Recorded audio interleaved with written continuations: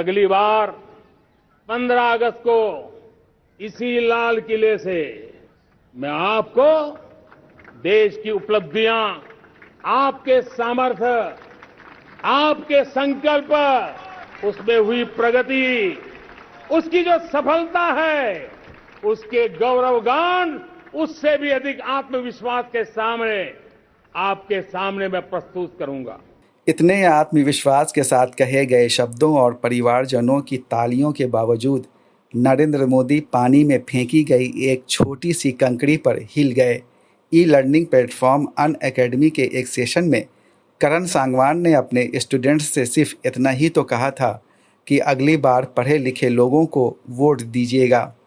मुझे भी ऐसा ही लग रहा था मैं रोऊं या हंसूं, क्योंकि मेरे पास भी बहुत सारे मेरे बैरक्स हैं, बहुत सारे केस नोट्स हैं, बहुत सारे नोट्स हमने भी बनाए थे। ठीक है, हर किसी के लिए बहुत मेहनत है, आप लोगों को भी काम मिल गया। लेकिन एक चीज़ याद रखना, अगली बार जब भी अपना वोट दो, किसी पढ़े लिखे इंसान को अपना वोट देना, ताकि ये सब कुछ दोबारा जीवन में ना झेलना पड़े। ठीक है, चलो ठीक है, नेक्स्ट टाइम ध्यान रखिएगा, ऐसे इंसान को चुने जो पढ़ा लिखा हो, ठीक है, जो समझ सके चीज़ों को। सिर्फ ऐसे इंसान को ना चुने जिनको सिर्फ बदलना आता हो, नाम चेंज करना आता हो, है ना। तो मेक योर डिसीजन प्रॉपरली, है ना। सांगवान ने इंडियन एविडेंस एक्ट और भारतीय साक्ष्य बिल 2023 की समानताओं को परत दर परत खोलने के बाद यह कमेंट किया था। उन्होंने दलील देकर कहा कि केंद्रीय गृह मंत्री अमित शाह ने संसद के पिछले सत्र में जो बिल पेश किया है वह दरअसल 1872 में बने इंडियन एविडेंस एक्ट का महज कॉपी पेस्ट है। कुछ मामूली संशोधनों के अलावा नए बिल में कुछ भी नया नहीं है। बस इसी बात पर बीजेपी की ट्रोल आर्मी ने सांगवान पर हमला कर दिया। यहाँ तक कि अनअकैडमी ने सांगवान को नौकरी से निकाल दिया।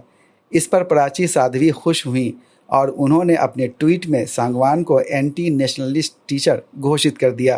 कांग्रेस प्रवक्ता पवन खेड़ा सवाल करते हैं कि भाजपा को क्यों लगा कि सांगवान ने उन्हीं के नेता के बारे में कहा है। जहां तक मैंने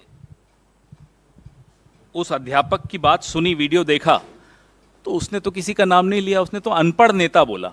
अब कोई पर्सनली ले लेता है तो उसमें तो कोई क्या कर सकता है। उनको क्यों लगा उन्हीं के बारे में बात हो रही है? इन्हें तो नहीं लगा, हमें तो नहीं लगा, कांग्रेस में से तो किसी को नहीं लगा। भाजपा को क्यों लगा कि उन्हीं के नेता की बात हो रही है? और शिक्षा से, शिक्षण जगत से ऐसा क्या दुश्मनी है इनकी कि जब से सरकार में आए हैं साहेब, यूनिवर्सिटीज के पीछे पड़े हुए हैं। वो उस्मानिया यूनिवर्सिटी हो, जवाहरलाल नेहरू विश्वविद्यालय हो, अलीगढ़ मुस्लिम यूनिवर्सिटी हो, अशोका यूनिवर्सिटी हो, प्राइवेट एकेडमीज हो। स्वतंत्र पत्रकार श्याम मीरा सिंह कहते हैं कि अनपढ़ क्या सिर्फ एक पार्टी में है।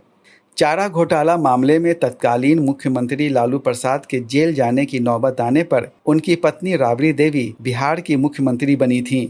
उनके अनपढ़ या कम पढ़े लिखे होने पर तब सवाल उठा था, लेकिन लालू प्रसाद ने इसे प्रतिशोध का मुद्दा नहीं बनाया। आज भी उनके बेटे तेजस्वी यादव नीतीश कैबिनेट के सबसे कम पढ़े लिखे सदस्य हैं और डिप्टी चीफ मिनिस्टर का पद संभाल रहे हैं। नीतीश कुमार इंजीनियर हैं जबकि तेजस्वी सिर्फ 9वीं पास हैं। तेजस्वी के बड़े भाई और पर्यावरण मंत्री तेज प्रताप यादव 12वीं पास हैं। लेकिन सांगवान के कमेंट पर सत्ता में शामिल आरजेडी में कोई हलचल नहीं हुई।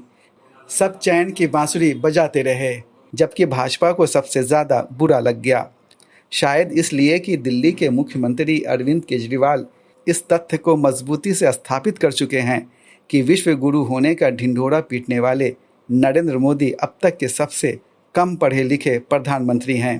बहुत जरूरी है प्रधानमंत्री को पढ़े लिखे होना। अगर कम पढ़ा लिखा प्रधानमंत्री होगा, कोई भी आके उनको बेवकूफ बना देगा। कोई आके बोलेगा सर आप नोटबंदी कर दो, भ्रष्टाचार खत्म हो जाएगा। अब अगर कम पढ़े लिखे प्रधानमंत्री, उनको समझ ही नहीं है, वो नोटबंदी कर दी उन्होंने। पढ़े लिखे प्रधानमंत्री होंगे, उनको अर्थशास्त्र की जानकारी होगी, विज्ञान की जानकारी होगी, टेक्नोलॉजी की जानकारी होगी, साइंस की जानकारी होगी। कम पढ़े लिखे प्रधानमंत्री होंगे, कोई भी बेवकूफ बना के चला जाएगा। अगर देश के प्रधानमंत्री पढ़े लिखे होते तो उनको शिक्षा का महत्व पता होता कि शिक्षा कितनी जरूरी है देश के विकास के लिए। इस पूरे मामले पर आप खिसियानी बिल्ली खंभा नोचे वाली कहावत को याद करें या फिर 1964 में बनी फिल्म वो कौन थी का ये गाना गुनगुनाएं।